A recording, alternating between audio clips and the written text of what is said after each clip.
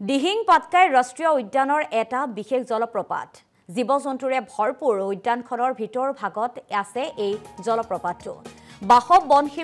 শিবিৰৰ পৰা 1.5 ঘণ্টা বাট অতিক্ৰম কৰিলেই পোৱা যায় এই জলপ্ৰপাতটো হুকানজুৰিত থকা হাৱাইডুবি জলপ্ৰপাতে পৰ্যটকক হাত বাউলি দি মাতিছে অৱশ্যে হাৱাইডুবিলৈ অনুকূল নহয় যাতায়াত ব্যৱস্থা বন বিভাগৰ অনুমতি লৈহে বন কৰ্মী সহ উপভোগ কৰিব পাৰে এই জলপ্ৰপাতটো হাতীবাঘৰ বেহুফালি হাৱাইডুবিৰ পৰা অসম লাইভৰ সাংবাদিক মৃদুস্মিতা ফুকনগৈ তাত উপস্থিত হৈছিল আৰু সতীৰ্থগৰাকীৰ এক প্ৰতিবেদন আছে আগবঢ়াইছো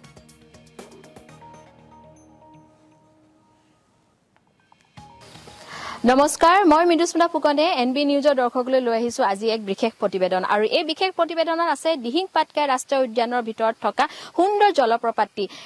আসলতে দিহিং পাটকাই বুলি ক'লে আমাৰ সৰ্বসাধাৰণে মনলৈ আহে বিভিন্ন প্ৰজাতিৰ বান্দৰ বা চৰাই চিৰিকটি জীৱ-জন্তুৰ কথা কিন্তু আমি হয়তো বহুতেই নাজানো যে দিহিং পাটকাই ৰাষ্ট্ৰীয় উদ্যানৰ ভিতৰত আসলতে সুন্দৰ সুন্দৰ জলপ্ৰপাত আছে যেনে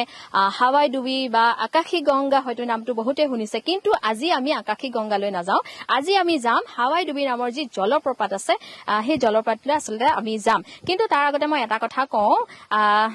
আমি কিন্তু ওয়াটাৰফল চাবলৈ বা জলপ্ৰপাত চাবলৈ কিন্তু সৰ্বসাধাৰণে আমি অৰুণাচললৈ ঢাপলি মেলো কিন্তু এতিয়া আপোনালোকে অৰুণাচললৈ যাব নালাগে আপোনালোকে নিচেই কাষতে থকা ৰাষ্ট্ৰীয় উদ্যানলৈ আপোনালোকে আহক দিহিং পাটকাই ৰাষ্ট্ৰীয় উদ্যানলৈ আহক আৰু ইয়াতে দেখা পাব আপোনালোকে সুন্দৰ সুন্দৰ জলপ্ৰপাত কিন্তু তাৰ কাৰণে আপোনালোকে কিন্তু যি হুগ্ৰিজান বন বিভাগৰ কাৰ্যালয় আছে তাৰ পৰা আপোনালোকে কিন্তু 1.5 ঘণ্টা প্ৰায় আপোনালোকে খুজকাঢ়ি আহিব লাগিব আৰু লগতে আপোনালোকৰ এটা সজাতি দল আহিব আপোনালোকক যাতে কোনো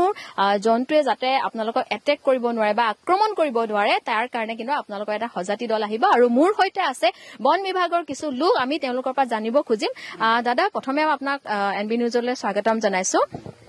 আপোনাৰ আমি ক'ত আছো বৰ্তমান এতিয়া বৰ্তমান আমি হুকানজুৰিত বনখণ্ড বিভাগৰ আণ্ডাৰত বাছব কেম্প এণ্টি পচিং কেম্পত আণ্ডাৰ আছো যদি আমি হাৱাইডুবি জলপ্ৰপাতলৈ যাওঁ তেতিয়াহ'লে প্ৰথমে ক'ৰ পৰা আহিব লাগিব কেনেকৈ আহিব লাগিব প্ৰথম পৰা আমাৰ হুকানজুৰিৰ পৰা আহিব লাগিব তাত গাড়ী দি আহিব লাগিব 4 কিলোমিটাৰ গাড়ী দি আহি তাৰ পৰা বাছব কেম্প এণ্টি পচিং কেম্পৰ পৰা আমি খোজকাঢ়ি প্ৰায় 4 কিলোমিটাৰ খোজকাঢ়ি 1 ঘণ্টা 1.5 ঘণ্টাৰ মাজতে পাই যাম হাৱাইডুবি যাব লাগিব ইয়েছ ঠিক আছে মই আকৌ আহিম তেখেতৰ ওচৰত মই আৰু এজন ব্যক্তিৰ ওচৰত আহিব গৈছো ইয়াত যিহেতু আমি মই আগতেও কৈছো যে ইয়াতে যেহেতু আমি গম পাওঁ যে অকল জন্তু বা পক্ষীৰা তেনেকুৱা ধৰণৰ কিন্তু ইয়াতো আৰু বিশেষত্ব আছে আৰু আমাৰ এজন আছে লোক দাদা প্ৰথমে পোনপ্ৰথমে এনবি নিউজলৈ ইয়াতে মানে বিশেষভাৱে কি আছে মানে ইয়াতে আপোনাৰ আমাৰ দিহিং পাটকাই মাছমৰীয়াতে বহুত ধৰণৰ বন্যপ্ৰাণী চৰাই আৰু পখিলা তেনেকে অৰ্কি কপৌফুল আছে আৰু বিভিন্ন ধৰণৰ গছ গছনি আছে ইত্যাদি ভৰপূৰ নৈ নদী জোৰা ৱাটাৰফল যিবিলাক আছে আমাৰ বহুত মনোৰম দৃশ্য এইখিনি আমি ইয়াতে আহিলেহে জানিব আৰু আমি এতিয়া বাইদেউ যেনেকে আপুনি আহিছে আমি তেনেকে ঘূৰিম বুলি চালে হেৰি কৰিলে পাৰোঁ পখিলা আপোনাৰ মই ইণ্ডিয়াৰ ভিতৰত ফেমাছ পায় ইয়াত কহিনুৰ পখিলা পায় আগলিয়ক আপোনাৰ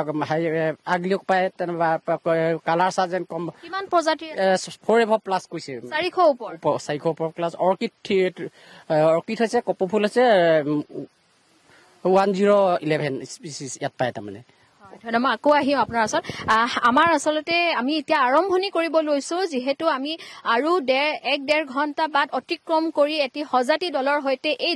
ঘন জংঘলৰ মাজেৰে আমি এতিয়া